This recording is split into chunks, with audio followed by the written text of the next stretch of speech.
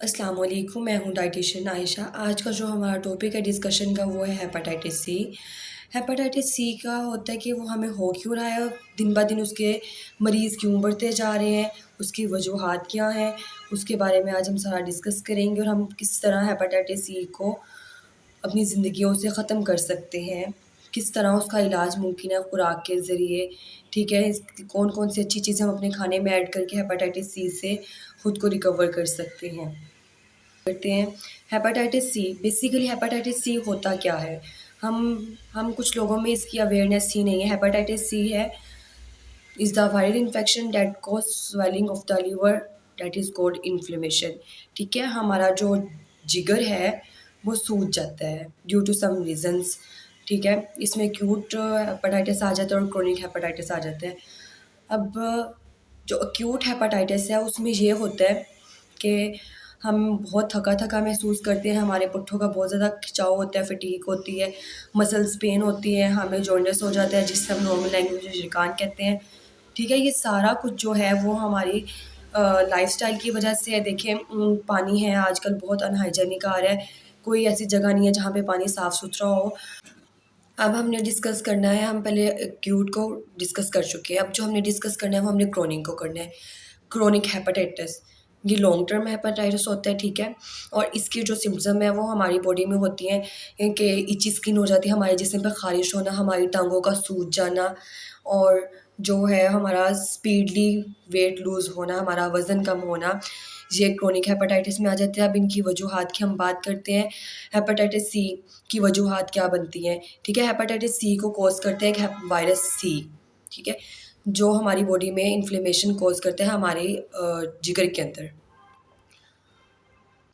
Hepatitis C के जो causes हैं वो ये हैं कि लेट्स सपोज़ हमने कुछ किसी की यूज़ की हुई सिरिंज हमने खुद यूज़ कर ली, कोई हमारा ब्लड ट्रांसफॉर्मेशन हुआ, ठीक है? और कुछ अनहाइजीनिक हमने किसी की कुछ चीज़ यूज़ कर ली, तो वो उसकी वजह से भी हमें हेपेटाइटिस हो सकता है। आजकल तो पानी जो हम पी रहे हैं उसमें जर्म्स इतने होते हैं जिसकी वजह से जॉन्डिस हो जाता है। फिर जॉन्डिस आपको पहले बता चुकी हूँ कि जॉन्डिस जो है वो यरकान जिसे हम बोलते हैं, वो हेपेटाइटिस सी की एक बहुत बड़ी इलामत है। अब हम चलते हैं कि हेपेटाइटिस के पेशेंट को हम क्या दे सकते हैं, खाने में वो क्या खा सकता है, जिससे वो हेपेटाइटिस क्योर कर सकता है या रिकवर कर सकता है। अब हेपेटाइटिस में सबसे ज़्यादा जो पेशेंट है उसको पानी ज़्यादा मिकदार में पीना चाहिए, ठीक है? उसको वाटर डेफिशिएंसी नहीं होनी चाहिए और उसके बाद उसे फ्रेश फ्रूट्स खाने चाहिए, वेजिटेबल्स खानी चाहिए फ्रेश, जो फ्रेश वेजिटेबल्स हैं उनके जूसेस का इंटेक करना चाहिए और ये हमारे लीवर के लिए बहुत अच्छा है।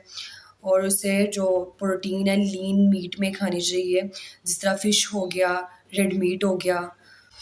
अब हम बात करते हैं हमें उसे डेली बेस की रूटीन में किस तरह हम उसको सेट कर सकते हैं। ब्रेकफ़ास्ट की सबसे पहले बात करते हैं नाश्ता। हमें इतना नॉलेज नहीं है, नाश्ते से पहले हम सम टाइम एक इनटेक करते हैं, जिसे हम स्नैक कहते हैं या प्री ब्रेकफ़ास्ट कहते हैं।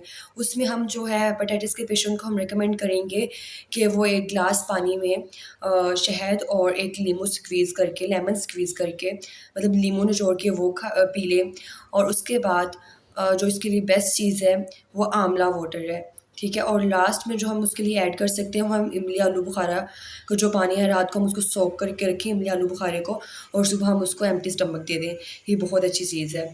और उसके बाद हम आ गए अब उसके ब्रेकफ़ास्ट पे, ब्रेकफ़ास्ट में क्या आता है? ब्रेकफ़ास्ट में हम उसे दे सकते हैं ओट पोरिज जिसे हम नॉर्मल लैंग्वेज में जौ के दलिया या खिचड़ी कहते हैं, ठीक है? हम उसे वो दे सकते हैं, उसे हम नॉर्मल साइज़ का एक सेब खिला सकते हैं, लेकिन सेब छिला हुआ ना हो, एक अंडा दे सकते हैं और उबला हुआ या उसकी जो हम कहते हैं ऑमलेट फ़ॉर्म में। अब हम आते हैं स्नैक में हम उसे क्या दे सकते हैं? नाश्ते के बाद हम 10 मतलब 9 बजे तक नाश्ता करते हैं, 9 बजे के बाद 11 बजे तक हमें चाहिए कि हम उसको स्नैक दें। स्नैक में हमारे पास क्या होता है, हम उसको गन्ने का जूस दे सकते हैं। अगर हमने सुबह उसको इमली आलू बुखारा नहीं दिया, इमली आलू बुखारे का जूस नहीं दिया, हमने सुबह उसको जो पानी है उसमें शहद और नींबू स्क्वीज़ करके दे दिया, लेमन स्क्वीज़ करके दे दिया, तो आप उसको उस टाइम इमली आलू बुखारे का पानी, गन्ने का जूस दे सकते हैं। ठीक है? और अब हम उसको दोपहर के खाने में क्या दें? दोपहर का खाना वो नॉर्मल खाए, जिससे हम सारे नॉर्मल खाते हैं, उसमें कोई मसला नहीं है। लेकिन उसको पानी बहुत ज़्यादा पीना है, हमारी नॉर्मल रेंज से ज़्यादा जो हेपेटाइटिस का पेशेंट है उसको पानी पीना चाहिए, ताकि उसकी बॉडी मेंटेन रहे। ठीक है? अपना प्रॉपर फंक्शन। अब नेक्स्ट हम स्नैक में उसको हम बनाना शेक दे सकते हैं, ठीक है? और अब डिनर की बारी आ गई। डिनर में सबसे पहले लास्ट पे जो हमने उसको देना है, वो हम उसको वेजिटेबल्स दे सकते हैं विद रोटी, ठीक है, सलाद में हो सकता है। हमने चावल बनाए हैं, मतलब चावल हम समटाइम बॉइल्ड राइस देते हैं, उसके साथ हम दाल पकाते हैं, हमारा नॉर्मल है, वो भी हम उसको दे सकते हैं। और लास्ट पे जो है उसका पोस्ट डिनर से मतलब सोने से 1 घंटा पहले या आधा घंटा पहले कंपल्सरी उसे क्या खाना चाहिए, ठीक है? तो उससे पहले हम उसको वार्म कस्टर्ड देंगे, फ्रूट कस्टर्ड देंगे, वो हल्का-हल्का गर्म हो। हमारा अमूमन होता है कि हम उसको ठंडा करके देते हैं कि ये बहुत अच्छा लगेगा, गर्मी है वैसे भी, लेकिन उसमें वो थोड़ा-सा यहाँ तक बात होगी ऐसी चीज़ें जो हमने खानी है जिससे हमारा हेपेटाइटिस सी क्योर हो सकता है। ऐसी चीज़ें जो अब हमने नहीं खानी वो ये हैं कि हमने ज़्यादा तली हुई चीज़ें नहीं खानी, ठीक है? और हमने जो अल्कोहल लोग कंज़्यूम्स करते हैं तो अल्कोहल नहीं पीनी हमने। और जो हमने इसमें जो स्पाइसी फूड्स में आता है, हमने हाई सॉल्ट का इंटेक नहीं करना, हमने ज़्यादा चीनी बिल्कुल भी नहीं पीनी।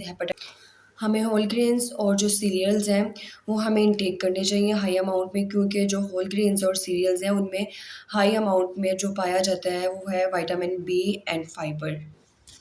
और हम पहले डिस्कस कर चुके हैं कि हमें फ्रेश फ्रूट्स एंड वेजिटेबल्स का भी इंटेक करना चाहिए, क्योंकि वो एक रिच सोर्स है विटामिन सी का एंड फोलेट का।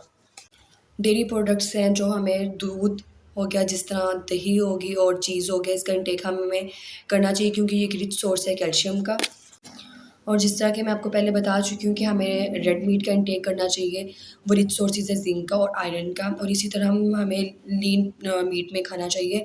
लीन मीट में फ़िश आ जाता है, फ़िश है जो वो रिच सोर्सेज़ है ओमेगा 3 फैटी एसिड्स का, वो भी एक बहुत अच्छी चीज़ है हमारी ब्रेन फंक्शनिंग के लिए।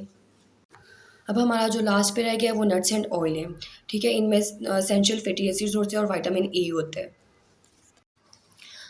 तो 2 तरह के फ़ैट होते हैं, एक फ़ैट गुड फ़ैट होता है, एक फ़ैट बैड फ़ैट होता है, तो हमें ऑब्वियसली गुड फ़ैट कंज़्यूम करना है, बैड फ़ैट कंज़्यूम नहीं करना। और इसका ओवरव्यू अब मैं आपको देती जाऊँ, हमें पानी ज़्यादा पीना है, हमें फ्रेश फ्रूट्स का कंज़्यूम ज़्यादा करना है, ठीक है? फ्रेश वेजिटेबल जूस हो जो वो हमने ज़्यादा पीना है। हमने खुद को स्पाइसी और जो फ्राइड चीज़ें हैं उनसे बचाना है, तली हुई चीज़ों से बचाना है, ठीक है? और हमने अपना जो एनवायरनमेंट है वो हाइजीनिक रखना है, पानी जो है वो साफ़-सुथरा पीना है, ट्राई करें फ़िल्टर का पिएँ और खुद को ज़्यादा से ज़्यादा पानी पिएँ, क्योंकि आजकल वैसे गर्मी भी बहुत चल रही है। और मैं उम्मीद करती हूँ कि आपको मेरी ये वाली वीडियो पसंद आई होगी, और लाइक और शेयर करना मत भूलिएगा। Thank you so much. अल्लाह हाफ़िज़।